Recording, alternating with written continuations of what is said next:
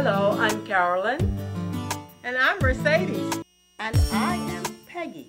Together, we are Destiny's Elements. We are your hosts of a new reality show experience called Dialogue Unleashed with a Difference. We're going to be showcasing an up-close and personal, passionate, opinionated, informative, and even sometimes heated analysis of relevant and contemporary topics and events. Such as movies, TV shows, best-selling books, current fashion trends, the latest YouTube happenings, and headlines making the news. All this you'll get with Dialogue Unleashed with a Difference. Joining us on Dialogue are 6 dynamic ladies, invited guests from southern New Jersey cities and suburban neighborhoods. Collectively, they represent a strong, independent, transgenerational group of women from different cultures and from different backgrounds. We now join the ladies in discussing elements of Tyler Perry's For Colored Girls. He said something early on in the story. He said, "You came to my house after several calls to the Veterans Administration. You come to my house." Oh, you know the what I mean? social worker. So The social yeah, worker, the social he was worker. saying that. He was Social surprised worker. that they sent someone else to see about the kids who were being cared for, as far as he was concerned. But he had sent several things out, and he got no response. So initially, he did seek help because he thought that she was someone who he was responding to something that he had sent out. So that got me started in my head. I was like, well, this man had been trying to send out for help. He had been trying. And that's why she was sitting by, I was saying, watching her husband send a letter out or two and never getting a response. And to get the social worker instead, No, you They got it wrong. The man was schizophrenic. In the sense of when he came out of the military, he was schizophrenic. Everything he believed was a part of where he was in I agree. in the thing. I agree. Schizophrenic. That's not what I said. Schizophrenic. That's not what I said. That's not Yeah. what I said. He was I agree schizophrenic. with you, but that's not what I said. When he I was seeking clearly help for said himself. he saw he was schizophrenic. Initially in the movie, he said, "I sent out letters to get help, and they sent somebody from the child services." After he Reached had out to already the sent a veteran. call out for He help, the one but sent nobody it. responded. They respond. He did not go. They gave him dates. He refused to go on those dates. I don't recall that. He refused to started go. drinking. There I don't was 2 recall that. dates that he had. He decided he wasn't gonna go. He was too busy being high and Yeah, pot. because He that's was the pain. high every day and drinking. That's Every the day pain. he I was don't high. remember that. Oh, that So was he was after when he asked her to get him a drink. Well, he was gonna work. confused. Either way, he was confused. Yeah, but he still sought help. That was the pain. Well, as far as that gentleman is concerned, her boyfriend, I think that brother should have gotten some help from the VA, okay? I think that social worker, if she had been on her JOB, she would have called the VA and said, look, we have a veteran in this home situation that needs some attention. The social worker was not really up to par as far as I'm concerned. Because she was so instrumental in making that situation happen, come out differently. What you think, Samanika? I really think that she did make the situation worse. She could have, like you said, she could have reached out to other avenues to get help for this family. And I don't think she did everything that she could have done for them.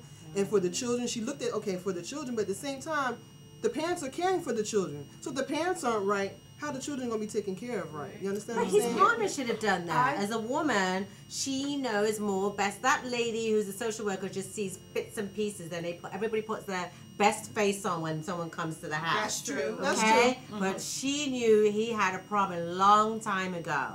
So with her, she should have asked for help. And she wanted to deny it for somehow, I don't know if it's like she wanted the love from him or something, or she wanted to disrespect him for the man he is because he went to war and she didn't want to affect his mindset. There was a lot of dynamics there, you know. But she was still trying to keep him the man of the house. she She was steadily trying to do that. She was steadily trying to keep him lead without him, you know, she knew he had a problem, but she was trying to keep him the head of the house as best as she could, dealing with the stuff that went along with it as well. But you know what, But Chris, we do that. You have to know when to hold them and when to Yeah, fold them. come on. Okay? Yeah, and this young lady did not know when to fold it.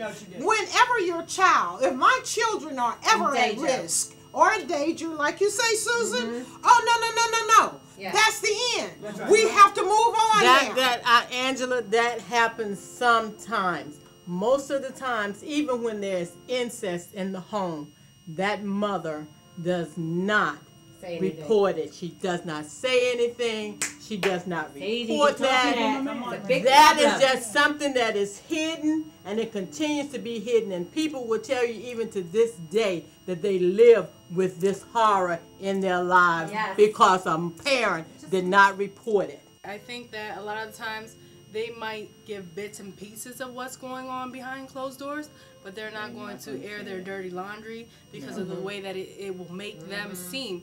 At the end of the day, I think the moral of the story is that children don't have a voice. Exactly. Their voice good point. Are the parents. That's right. Is the teachers, preachers, including teachers, including coaches, including peers.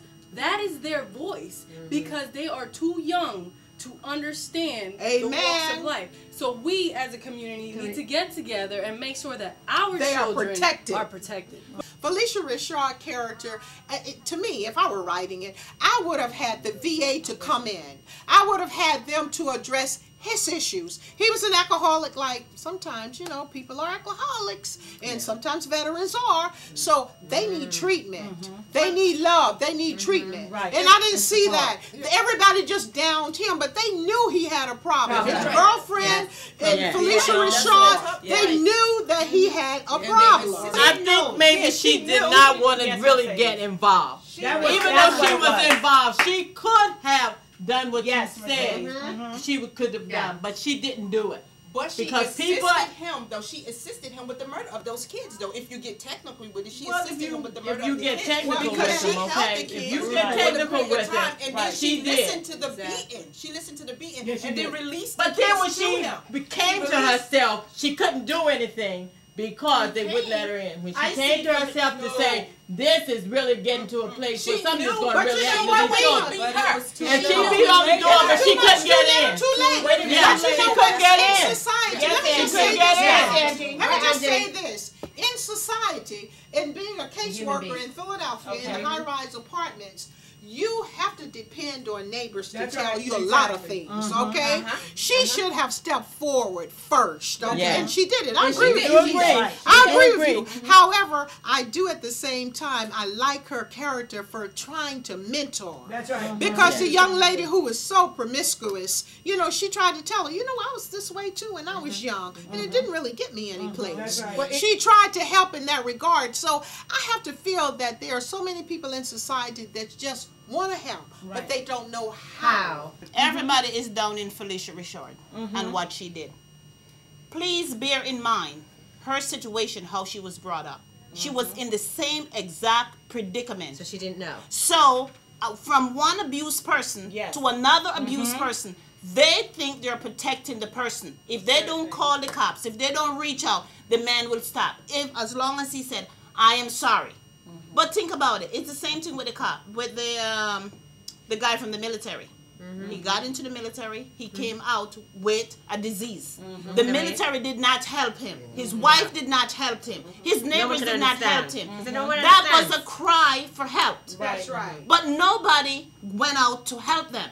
In her case, she should have called the cops. She called the cops, called someone, called DIFA. She did not. She thought she was protecting the woman, the man, and the child. And the reason why she was doing that, because of her own situation. And that's the reason why it ended up in the same. She is to be blamed. There you are. We've examined Tyler Perry's film, For Color Girls, from many different standpoints and many different issues. We thank you, our viewers and invited guests, for joining us on our first segment, Dialogue Unleashed with a Difference. Stay tuned, coming to a city near you.